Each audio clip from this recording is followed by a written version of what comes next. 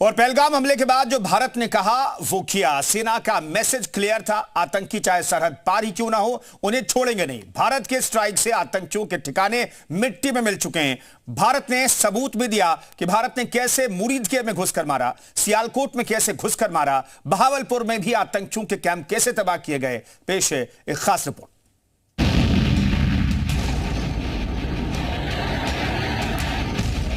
मिट्टी में मिलाने का समय आ गया है।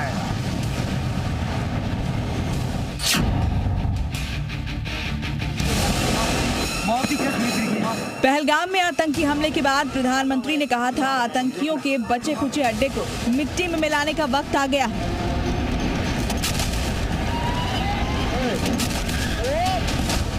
अब आतंकियों की बची खुची जमीन को भी मिट्टी में मिलाने का समय आ गया है। भारत ने कहा था आतंकियों की पहचान करेंगे, आतंकियों का पीछा करेंगे, धरती के आखिरी छोर तक आतंकियों को नहीं छोड़ेंगे।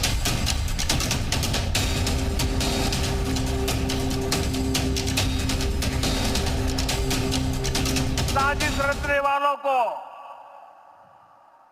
उनकी कल्पना से भी बड़ी सजा मिलेगी। अब आतंकियों की बची खुची जमीन को भी मिट्टी में मिलाने का समय आ गया है। तो सबूत देख लीजिए, आतंकियों के अड्डे मिट्टी में मिल चुके हैं। हाफिज सईद बंकर में छिपा हुआ है। मसूद अजहर का आतंकी परिवार जहन्नुम पहुंच चुका है। मसूद भी अपनी जान बचाने के लिए अंडरग्राउंड हो चुका है। इन तस्वीरों को देखिए, पाकिस्तान ही नहीं पूरी दुनिया इन्हें देख रही है। भारत ने कैसे मुरीदके में घुसकर मारा, सियालकोट में कैसे घुसकर मारा, बरनाला में पाकिस्तान को बर्बादी दिखाई, सवाई नाला में आतंकियों को घुसकर मारा, बहावलपुर में भी आतंकियों के कैंप तबाह किए।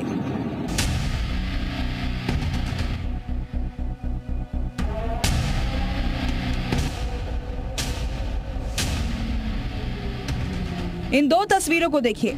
सरगोदा में पाकिस्तानी वायुसेना के एयरफील्ड की तस्वीरें। पाकिस्तानियों के जख्म पर भारतीय वायुसेना का नमक है। पाकिस्तानी दुस्साहस का जवाब देते हुए भारतीय वायुसेना ने पूरे एयरफील्ड को तबाह कर दिया। कुछ ऐसा ही नजारा रहीम यार खान एयरबेस का है, जहां अब पाकिस्तानियों को ये पहचानना पड़ रहा है कि क्या ये वही एयरबेस है जहां से पाकिस्तानी विमान उड़ान भरते थे। तस्वीरें देखिए और खुद समझिए कि किस तरह से भारत की मिसाइलों ने यहां तबाही मचाई है।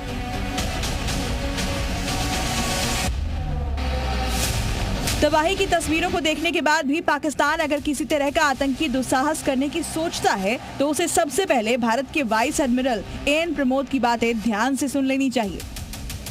This time, if Pakistan dare take any action, and Pakistan knows it, what we are going to do. That's it. 7 मई को ऑपरेशन सिंदूर चलाया गया, जो अभी भी जारी है। इसके तहत पाकिस्तान में पल रहे खूंखार दहशतगर्दों को ढेर किया गया। बौखलाई पाकिस्तानी सेना ने भारत पर हमले की तमाम कोशिशें की, लेकिन वो नाकाम रहे।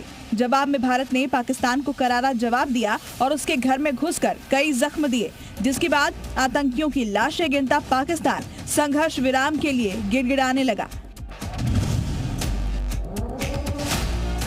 A decision was taken to strike where it would hurt, and towards that, in a swift, coordinated, calibrated attack, we struck his air bases, command centers, military infrastructure, air defense systems across the entire Western Front. Cease fire के लिए पाकिस्तान गिड़गिड़ाया तो भारत ने भी बता दिया कि अब कोई भी आतंकी करतूत को भारत के खिलाफ युद्ध माना जाएगा। इसका सीधा अर्थ ये हुआ कि भविष्य में ऐसी आतंकी कार्रवाई के खिलाफ जवाबी सैन्य कार्रवाई के लिए भारत ने खुद को स्वतंत्र घोषित कर दिया है। हालांकि ऑपरेशन सिंदूर से ही भारत ने आतंकियों के साथ पाकिस्तान और दुनिया को संदेश दे दिया है। ऑपरेशन सिंदूर से न सिर्फ आतंकियों के अड्डों को ध्वस्त किया गया, बल्कि कई खूंखार आतंकी मारे भी गए। इस कार्रवाई से दुनिया को सख्त संदेश गया। भारत ने दुनिया को बताया कि आतंक के खिलाफ कहीं भी और कभी भी कार्रवाई की जाएगी। आतंकवाद के सवाल पर भारत ने पड़ोसी पाकिस्तान के लिए एक लक्ष्मण रेखा खींच दी है। साथ ही भारत के एक्शन से पाकिस्तान के बड़बोलेपन की पोल भी खोल दी है। मतलब भारत ने पाकिस्तान के एयर डिफेंस सिस्टम को 23 मिनट की कार्रवाई में ध्वस्त कर दिया। स्कैल्प मिसाइलों और हैमर बमों से लैस राफेल ने तकनीकी और रणनीतिक श्रेष्ठता का प्रदर्शन किया। पहलगाम हमले के बाद प्रधानमंत्री मोदी ने कहा था कि इसका बदला कल्पना से परे होगा। लिहाजा भारतीय सेना और भारत की मिसाइलों ने आतंकियों पर जमकर बारूद बरसाए। लेकिन सबसे बड़ी बात ये कि ऑपरेशन सिंदूर से पाकिस्तान को ही नहीं बल्कि ग्लोबल संदेश भी गया है। ऑपरेशन सिंदूर से कई संदेश गए हैं। पहला ये कि प्रधानमंत्री ने कहा था कि आतंकियों को मिट्टी में मिलाएंगे, तो बहावलपुर, मुरीद के समेत आतंकी अड्डे मिट्टी में मिला दिए गए। कूटनीतिक संदेश देखा जाए तो भारत ने बता दिया कि सिंधु जल संधि निलंबित रहेगी और भारत का ग्लोबल संदेश ये रहा कि भारत अब न सिर्फ आतंकियों को मारता है बल्कि दुश्मन के घर में घुसकर मारता है। The Indian Navy's Carrier Battle Group, surface forces, submarines and aviation assets were immediately deployed at sea with full combat readiness in concert with the joint operation plan of the Indian Defence Forces. You may be aware that we tested and refined tactics and procedures at sea during multiple weapon firings in the Arabian Sea within 96 hours of the terrorist attack. Thereafter, our forces remained forward deployed in the northern Arabian Sea.